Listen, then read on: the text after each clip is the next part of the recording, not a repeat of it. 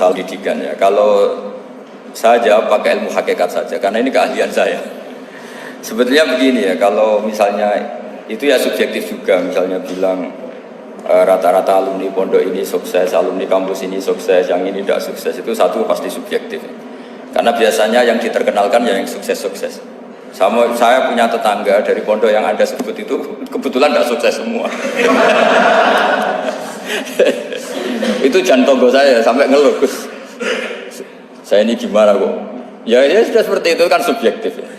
Tapi menyangkut pendidikan itu begini ya, menyangkut hasil dari pendidikan itu. Andai kan kita bicara ilmu hakikat, misalnya kita mondok itu, mondok kemudian jadi orang miskin, jadi orang yang menurut orang banyak tidak berguna di masyarakat. Ternyata kita ini orang yang kelihatan tidak punya karir, tapi kalau malam sujud sama Allah. Punya anak niat memperbanyak orang sujud, terus punya ibu yang sakit-sakitan kita rawat. Meskipun kita tidak jadi dosen, tidak jadi menteri, tapi indah Allah itu luar biasa karena berstatus ngerawat ibu, ngerawat anak, ngerawat istri. Nah Islam itu datang dengan jargon-jargon seperti itu. Sehingga Nabi kalau muji itu ada Uwais Al-Qarni, ini orang yang luar biasa. Ternyata dia itu punya ibu lumpuh yang kalau kemana-mana harus digendong. Ketika tetangga-tetangganya berhasil sowan Rasulullah itu Uwais Al-Qarni tidak bisa karena setiap ibunya dipamitin mau sowan ke Rasulullah itu sama ibunya nggak boleh. Tapi apa yang terjadi justru dipuji-puji Nabi sebaik-baiknya kurun itu waktu adalah kurun yang ada Uwais Al-Qarni. Saya punya teman, ini kisah nyata, saya berkali-kali ngisi ngaji di komunitas ulama. Ini mungkin tidak bagus untuk kampus, tapi harus saya utarakan supaya ya kita evaluasi. Saya bilang gini, saya ini jadi kiai itu sering iri sama orang goblok. Orang goblok itu barokah kata saya gitu. Itu kiai kaget semua karena saya bilang orang goblok itu barokah.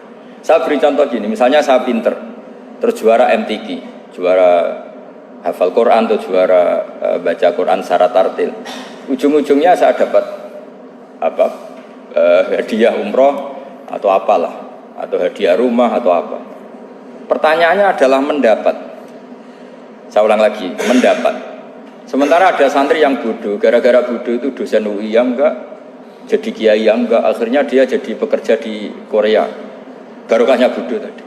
Karena di Korea melihat orang ateis, akhirnya dia kepikiran bikin masjid. Sebagian gajinya disumbangkan untuk masjid. Ini bodoh pendiri masjid. Tapi kita gara-gara dosen dakwah di masjid, ini pinter dapat uang dari masjid. Nah ini bukan nyindir, ini biasa saja, ini maksud saya. Maksud saya, kamu jangan ngabaikan hidup. Akhirnya apa yang terjadi? Saya ini punya teman ini betul. Saya ini kan kecelok dulu tuh Gus Salim. Nasib saya di mana-mana dihormati. Kadang saya merasa dosa. Kok dihormati? Saya punya teman. Dulu gobloknya minta ampun sekolah sekelas mas. Gobloknya, soalnya gobloknya disepakati sudah. Iya, goblok mujmalah kira-kira. Singkat cerita dia itu hidup di pedalaman Kalimantan sekitar tahun 92. Dulu kan biasalah di dalam hutan itu mesti ada penebangan hutan macam. Dia ada bosnya, yang jelas dia ada bosnya. Saya yakin juga agak kriminal. Karena dia tidak yang illegal logging. Pokoknya ditakdir dia hidup di tengah hutan. Ikut orang. Setelah itu dulu gak ada HP. Sering kirim surat ke saya, Gus, saya ini hidup di tengah hutan. Tapi saya ini muslim pernah mondok. Kalau gak bikin Jumat itu gak enak. Bikinlah dia Jumatan. Nah karena dia pernah ngaji fikih Syafi'i, kalau Jumatan nggak ada orang 40 itu harusnya zuhur tidak Jumatan. Tapi orang yang kerja di situ tidak mau.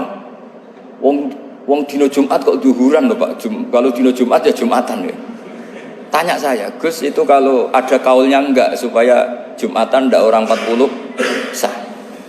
Singkat cerita dia lama-lama jadi pendiri masjid di situ. Dia punya sedikit gaji ya dipakai masjid, punya sedikit tanah diwakafkan untuk masjid. Artinya apa? Indah Allah ini banyak orang bodoh, ternyata di komunitasnya dia muassis, pendiri, pemberi. Sementara kita yang kecelok pinter, dapat umroh, dapat bonus. Kira-kira nanti kita ketemu Allah. Kamu pernah nyumbang Islam apa? Yang bodoh jawab, oh nanti Gusti bikin masjid di pedalaman. Kita yang pinter.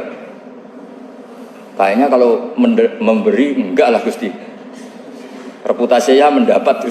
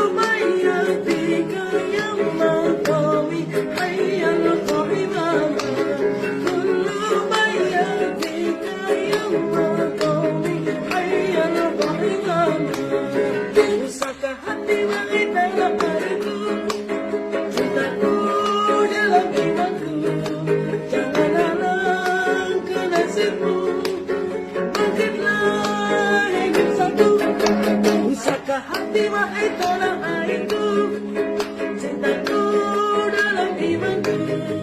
Jangan halangkan nasibku, bangkitlah di bangsaku.